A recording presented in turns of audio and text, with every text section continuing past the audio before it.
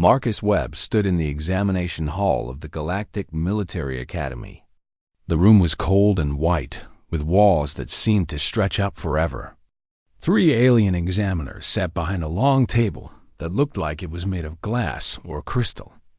Marcus could not tell which.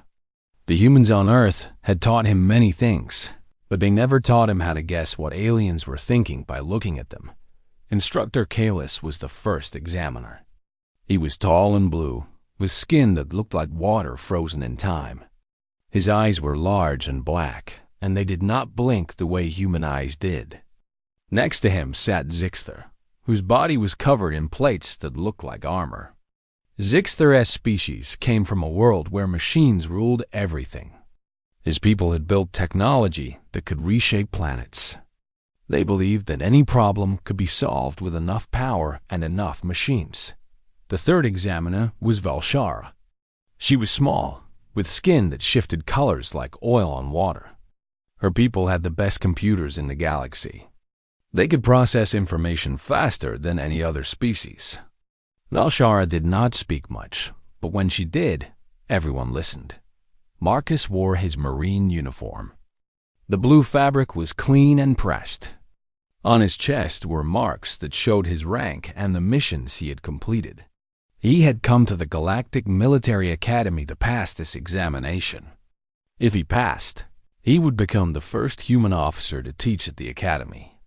Kalis opened a file that floated in the air between them. Marcus could see words and images that moved around. The aliens used technology like this every day. Marcus had learned to use it, but it still felt strange to him. Today, we examine your knowledge of siege tactics, Kalis said. His voice was slow and deep, like wind moving through a canyon. Siege warfare is the most basic and most important skill a military commander must have. Tell us what you know about siege tactics. Marcus took a breath. He had studied for this examination for many months. He had read books and reports and case studies. He had memorized the positions of cities and planets and the supplies needed to hold them. But he knew something else too. He knew that the 3 aliens sitting in front of him did not really understand siege warfare. They understood technology. They understood mathematics and systems. But they did not understand the way humans thought about war. Do you want ancient, modern, or experimental? Marcus asked. The 3 examiners went quiet. Kalis' large black eyes blinked for the first time. Zixter's armored body made a sound like metal shifting. Valshara's skin turned a darker shade of purple. What do you mean by this? Kalis asked. His voice sounded confused. Marcus stepped forward. He was not scared. He had learned long ago that fear was just a thing that happened in your body. You could feel it and still do what needed to be done. This was something humans understood that many aliens did not. Siege warfare is not one thing, Marcus said. It has changed many times across human history. Each time it changed, we learned something new. The answers I give you will be different if you ask about ancient tactics or modern tactics or the new things we are still learning. Zixter made a noise that sounded like approval mixed with doubt. This is a strategy exam, not a history lesson, he said. His voice was rough and hard. Surely the principles remain the same regardless of the era. No, Marcus said. That is the mistake. The 3 examiners looked at each other. Marcus could see them processing what he had said. They were computers in a way, their minds working through logic and data. But Marcus's mind worked in a different way. His species had evolved on a world where nothing was safe and nothing was promised. Humans had learned to think in ways that seemed crazy to other species. They had learned to value things that did not make sense. They had learned to do things even when winning seemed impossible. Go on, Valshara said. Her voice was very quiet and very clear. Explain what you mean. Marcus walked to the side of the room. He pointed at the walls. When humans built cities and fortresses, we had stone and wood and fire. We did not have powerful weapons that could destroy from far away. So we built walls.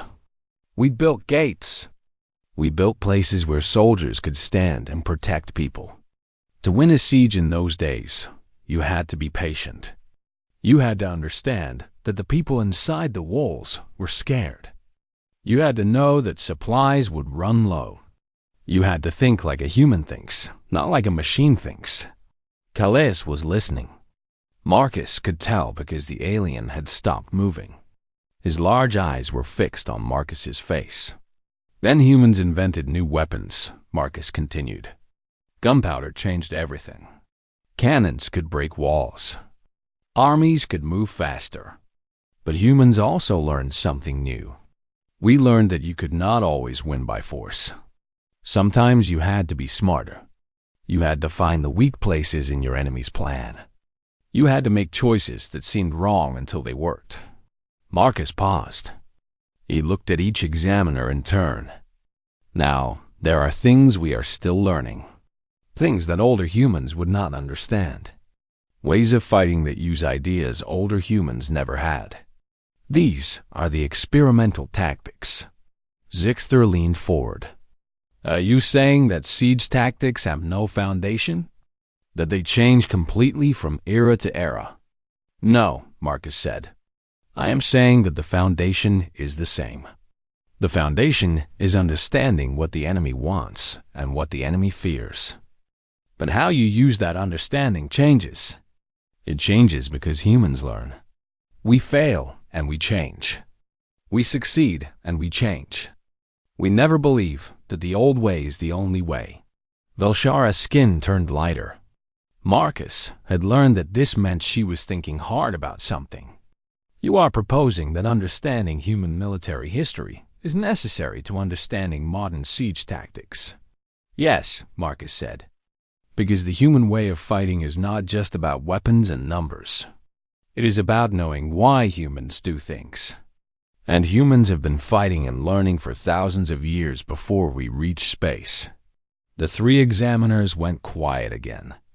This time, the quiet was different.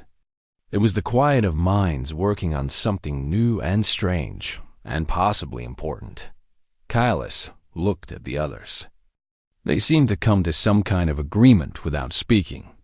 Very well, he said to Marcus. Tell us about ancient siege tactics. But be specific. Give us examples.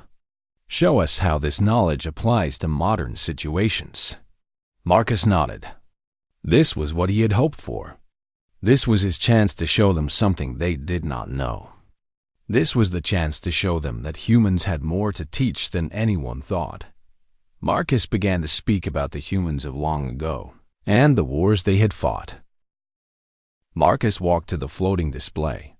With a gesture, he brought up images of ancient cities and fortifications. The pictures showed walls made of stone, cities built on hills, and coastlines where water protected the land. These were not drawings from alien databases. These were real places from Earth, recorded from ancient times. Ancient humans understood something that modern armies sometimes forget, Marcus said. They understood that a siege is not just about killing. It is about control. It is about making the enemy surrender without fighting. Kalilis leaned back. Continue, he said. Marcus showed an image of a city surrounded by walls. Outside the walls, soldiers camped in organized rows. This is the siege of Tyre, Marcus said. 3,000 years before humans reached space, a military leader named Alexander wanted to control a city. The city was built on an island. The water around it was deep. Alexander's armies could not swim across and fight. They did not have the technology to do it. Zixter made a rough sound. Then he failed. If you cannot cross the water, you cannot attack. No, Marcus said. That is where ancient humans were smarter than machines. Alexander did not think like a machine. He thought like a human who wanted something and refused to accept no as an answer. Marcus moved the image forward. Now it showed the island connected to the mainland by a long bridge or road. Alexander's men did not have advanced technology. They had stones and wood and determination. They built a bridge from the mainland to the island. Not a temporary bridge. A real bridge that took months to build. During those months, the island soldiers could have attacked them. The defenders inside could have sent boats to destroy the bridge. But Alexander knew something about humans that the defenders did not know. He knew that humans lose hope when they see someone working harder than they are. Valshara's color shifted. She was interested. Marcus could see it. "Explain the psychological mechanism," she said. "The defenders watched the bridge grow," Marcus said. "Every day, more of the bridge was finished. Every day, the island got closer to the mainland. The defenders could have fought. They could have tried to stop the building. But they did not, because they had already decided that they had lost. The bridge was not just a bridge. It was proof that nothing could stop Alexander. It was proof that he would never give up. And when humans believe something is impossible to stop, they give up. Zixter's armor shifted. He was uncomfortable. Marcus could tell. The alien commander was starting to understand something he did not like to understand. He was realizing that war was not just about power. War was about psychology and patience and the will to keep going. Marcus brought up a new image. This showed a map with cities marked in red and blue. Here is another example.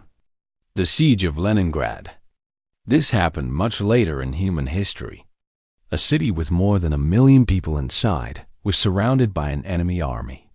The enemy could not break through the walls with power, so they did something else. They waited.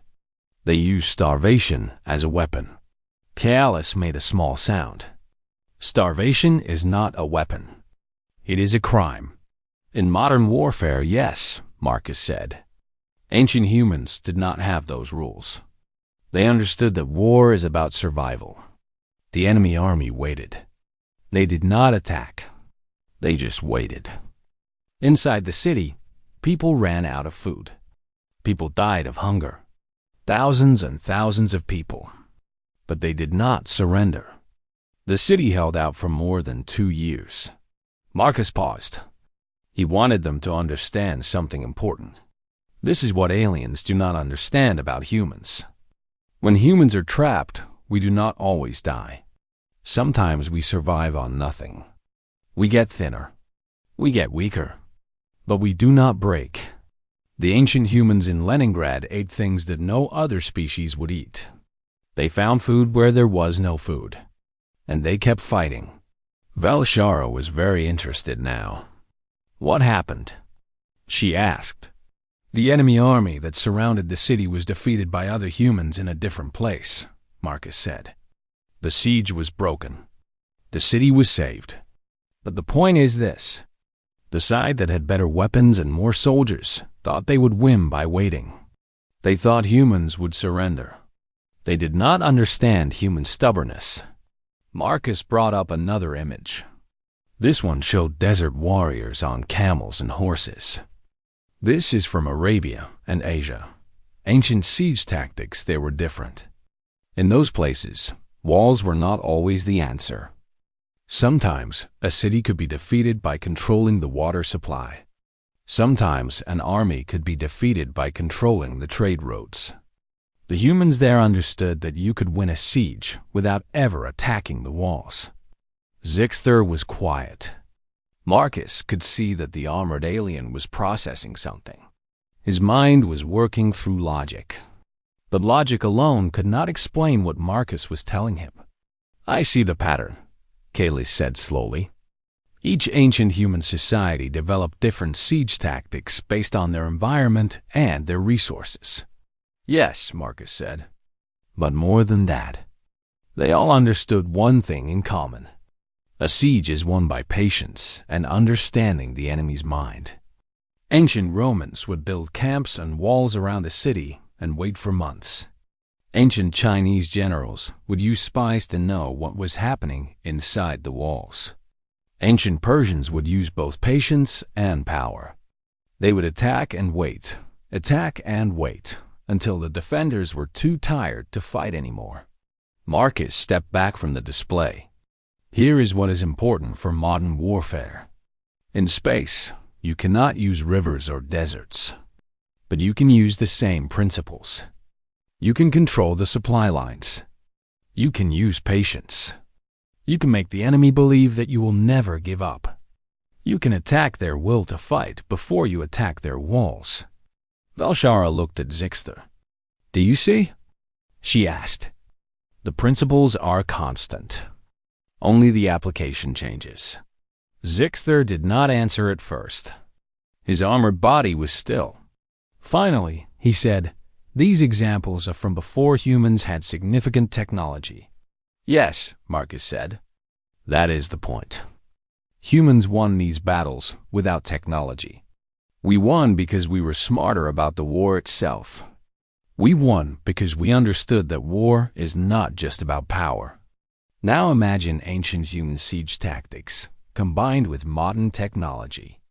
Imagine human patience combined with weapons that can destroy from orbit. The three examiners went quiet.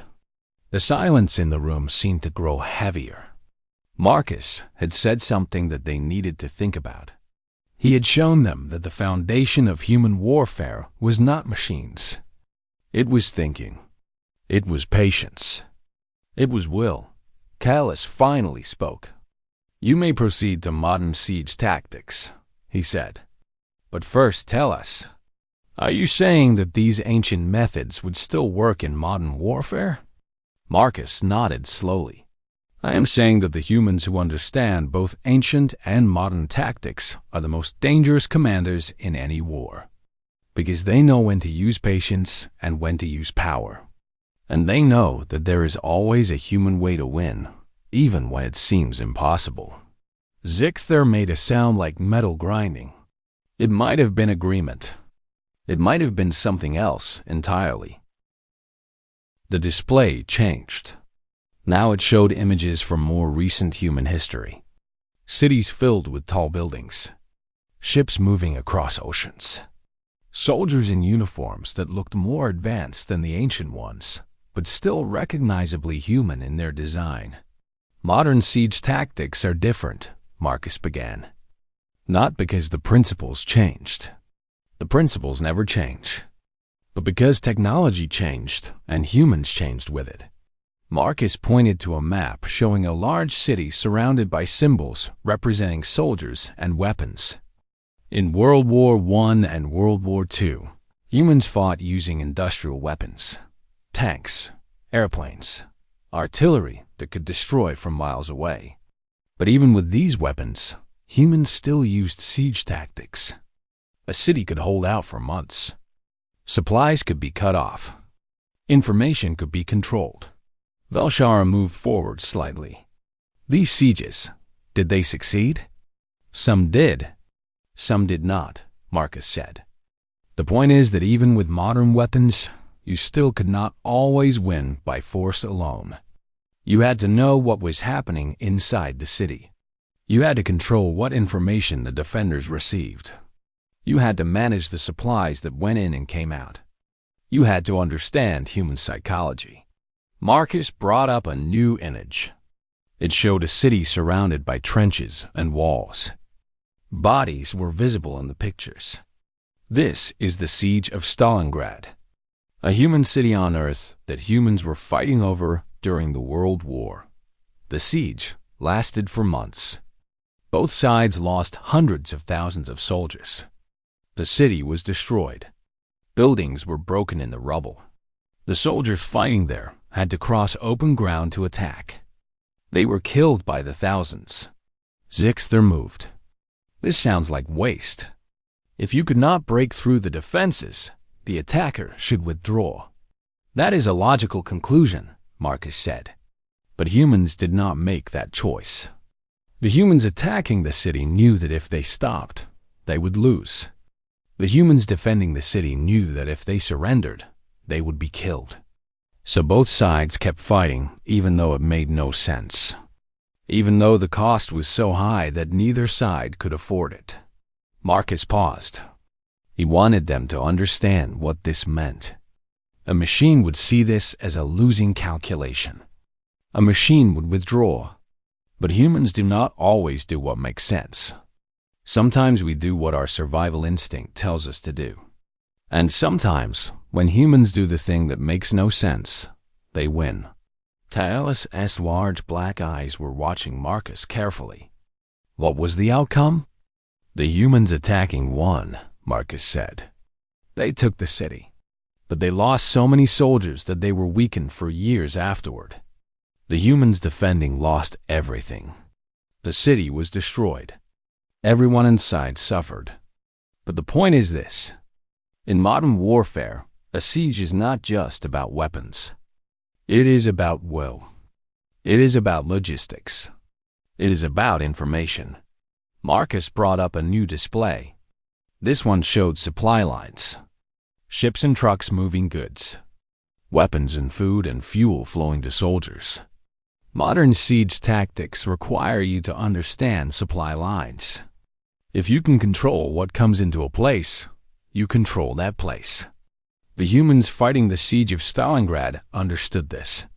They tried to cut off supplies. They tried to kill the people bringing supplies. It was not about destroying weapons. It was about destroying the ability to make supplies work. Velshara made a sound. It was like a human saying, And in space? She asked. How do these tactics apply to space? Exactly the same, Marcus said. Imagine a human colony on a planet. The colony needs water and oxygen and food. These things come from orbit. If you control the orbit above the colony, you control the colony. You do not need to land soldiers. You do not need to attack the ground. You just need to be patient. You just need to stop the supply ships. Zixter shifted his armor. This is simple blockade tactics. Nothing new. True, Marcus said. But humans understand something that makes blockade more effective. Humans understand that people will do strange things when they are desperate. They will break the blockade with suicide missions. They will create weapons from things that were not meant to be weapons. They will find ways to survive that seem impossible.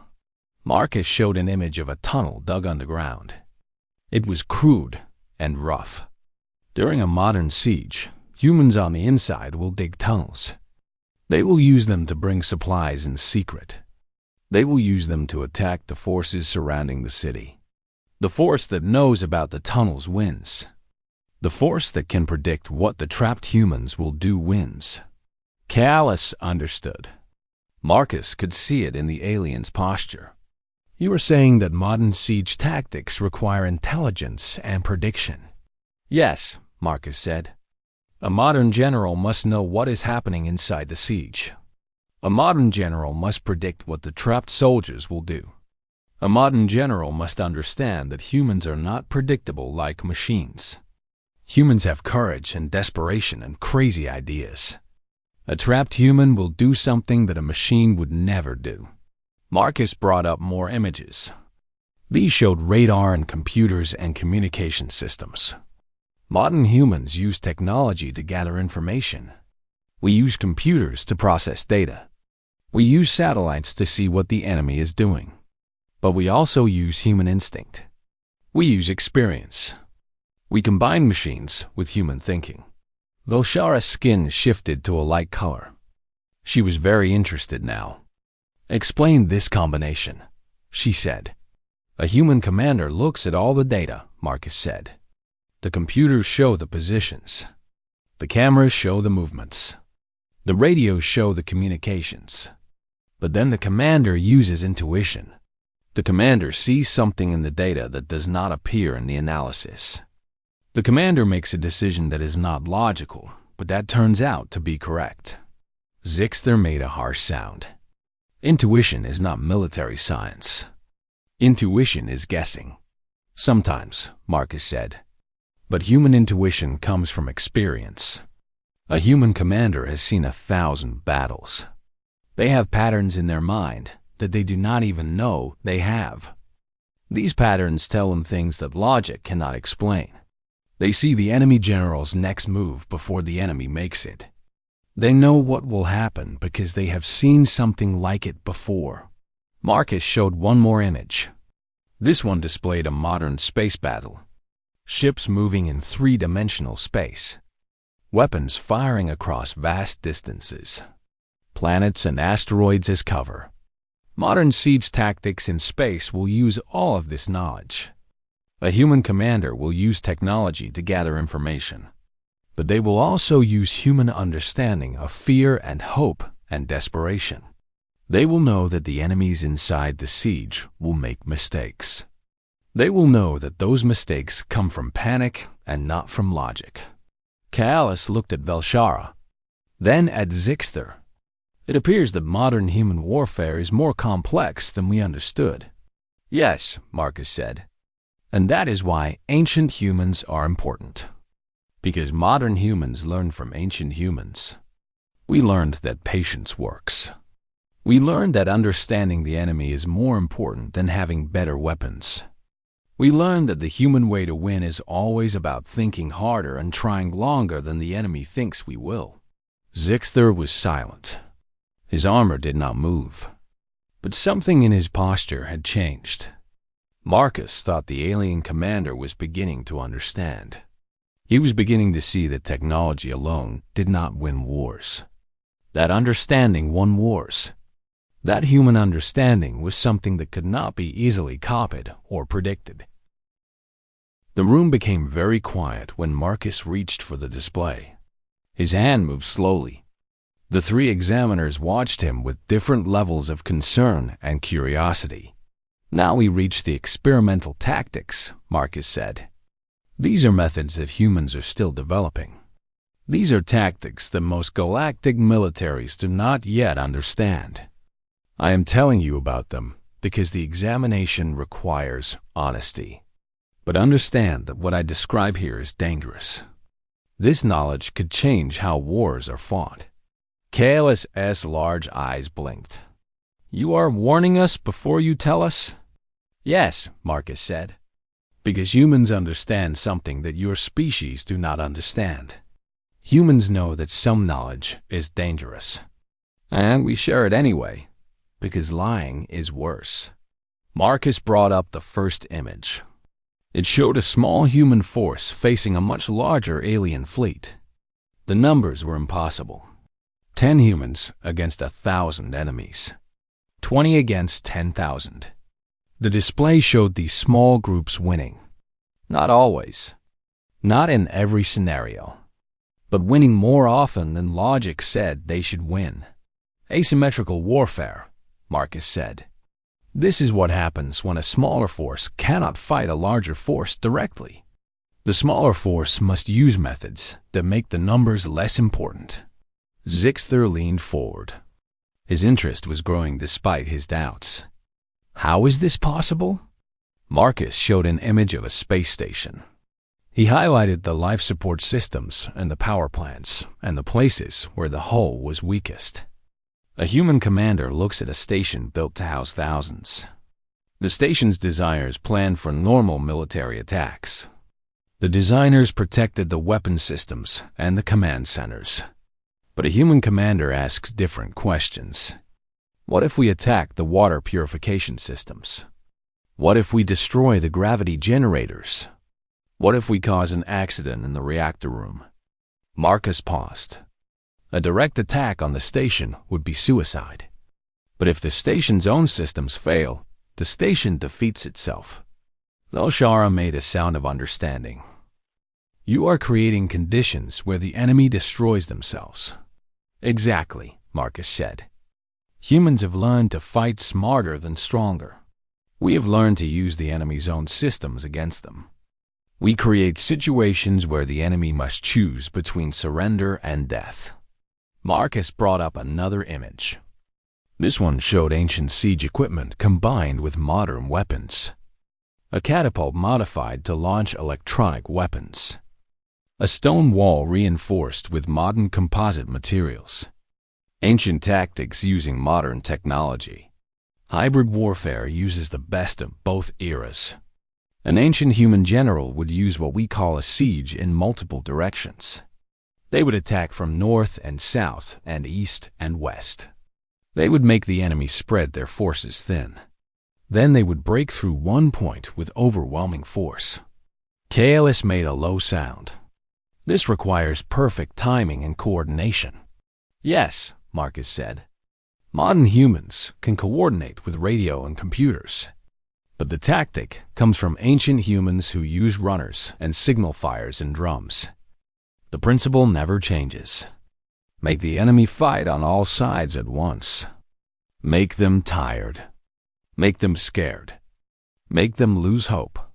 Marcus switched the display again. This one showed something different. It showed data about human psychology. Brain scans. Chemical reactions. The things that happen in a human mind when they feel fear or hope or desperation. This is the dangerous part, Marcus said. Humans understand human psychology in ways that other species do not. We understand fear. We understand desperation. We understand the breaking point where a human will surrender or where a human will fight until death. Zixthera's armor made a sound like alarm. You are speaking of psychological warfare. Yes, Marcus said. But more than that. We are speaking of using human nature itself as a weapon. A human commander can make an enemy believe they have already lost. The enemy sees the siege, and they believe escape is impossible. They believe the human force will never stop. They believe the cost of fighting is too high. And then they surrender. Not because they were defeated militarily, but because they were defeated psychologically. Marcus showed an image of a human soldier standing alone in front of a much larger alien force. The human was not moving, was not attacking, was not hiding, just standing. A human can make a statement without saying anything. A human soldier standing in front of an army for hours without moving sends a message. The message is that this human does not believe the army can hurt them. The message is that the human has accepted death and is not afraid of it anymore. Valshara's skin turned very pale. She understood what Marcus was describing. It was a tactic that no alien species used. It was too human, too connected to human culture and human psychology. Humans will do things that make no sense, Marcus continued. A human soldier can run toward certain death if they believe it is necessary. A human can stay silent through torture. A human can refuse to surrender, even when surrender means safety and life. We do these things not because they are logical. We do them because they are human. Because we have a kind of stubbornness that is part of how we think. Kalis was listening with complete attention now. Give us an example of how this applies to siege tactics. Marcus brought up a scenario. It showed a human colony under siege. The colony was running out of supplies. The attacking force was much larger. By every calculation, the colony should surrender. But the colony did not surrender. Instead, the humans in the colony began to walk out of the protective buildings. They walked in formation. They walked slowly. They did not attack. They did not run. They just walked. What happens? Kalis asked. The attacking force must choose, Marcus said. Do they shoot unarmed humans walking toward them? Do they risk that there is a human plan they cannot see? Do they risk that this is a trick? Most intelligent species would pause. They would wonder if this is deception. While they are wondering, the walking humans have affected their psychology, have made them uncertain. Zixther made a harsh sound. This is madness. Walking toward an enemy with no weapons. Yes, Marcus agreed. It is madness by the logic of other species. But humans understand that war is not always about logic. War is about will. War is about making the enemy afraid. War is about making choices that your enemy does not understand. Marcus showed more experimental tactics. Humans sacrificing soldiers to send a message. Humans using injury and pain as communication. Humans making promises they could not keep just to buy time. Humans doing deals with the enemy that were meant to break down at exactly the right moment. All of these are experimental, Marcus said. All of them come from human history or human psychology. All of them work better than traditional military science says they should work. Velshara spoke very quietly. You are describing humans as unpredictable. We are unpredictable, Marcus said. We are unpredictable because we think about things in ways that are not mathematical. We want things that do not make sense. We are willing to die for ideas. We believe in things that cannot be measured. And in war, unpredictability is a weapon. Marcus looked at all three examiners. Here is what is most important about experimental tactics. They work because they are based on human nature. And human nature cannot be copied by machines. Human nature cannot be predicted by computers. Human nature is unique to humans. And that makes human warfare unique in the galaxy. Zixther armor was still. The armored alien was not moving, not making sounds. He was processing something very large and very troubling. Marcus thought the alien commander was beginning to understand that humans were not what the galaxy believed them to be. Humans were dangerous, not because of weapons, because of the way humans thought. Silence filled the examination hall. The three examiners did not move. They did not speak. They simply sat behind their table and processed what they had heard. Minutes passed. Marcus did not move either. He had learned that patience was important. Sometimes the best move was to stand still and wait. Finally, Kaylee spoke. His voice was very slow. You have presented siege tactics across 3 different eras. You have shown us that human understanding of warfare is deeper and more complex than our databases indicated. Yes, Marcus said. You have also suggested that human military thinking cannot be easily understood or copied, Kaelis continued. That human unpredictability and human will are weapons that technology cannot match. I have shown you this, yes, Marcus said. Zixther shifted. His armor made sounds like metal grinding. Across the entire examination, you have been telling us that humans are special. That human nature is something the galaxy underestimates. Why should we believe that humans are more than any other species? Marcus took a moment. This was the real question. This was the question that mattered most. I have not told you that humans are better, Marcus said carefully. I have told you that humans are different. The galaxy built weapons by building bigger machines. Humans built weapons by understanding the mind. The galaxy built defenses using power. Humans built defenses using strategy and psychology. Marcus stepped closer to the examiner's table. You asked me at the beginning of this examination if I wanted to discuss ancient, modern, or experimental siege tactics. That question itself is the answer. Your species asks which topic. My species asks what tools are available, what the enemy is thinking, and what method will work best. That difference in how we think is what makes humans dangerous. Velshara's skin shifted through several colors. She was processing data Marcus knew. She was comparing databases and running calculations. After a moment, she spoke. If human military thinking is as valuable as you suggest, why have humans never shown this knowledge to the galactic community? We have tried, Marcus said. But other species believed that bigger weapons and faster computers were enough. We are showing you now because you asked us to show you. Because an examination forced us to explain. Most of the time, the galaxy does not want to hear that their understanding of war is incomplete. Kaelis and Velshara looked at each other. Then they looked at Zixther. The armored alien was still. His armor was still. For a long moment, nothing happened. Then Zixther made a sound. It was not like his usual harsh sounds. This sound was different. It might have been agreement. It might have been acceptance. It might have been the sound of a very rigid mind making room for a new idea. Kaelis stood. The other two examiners stood also.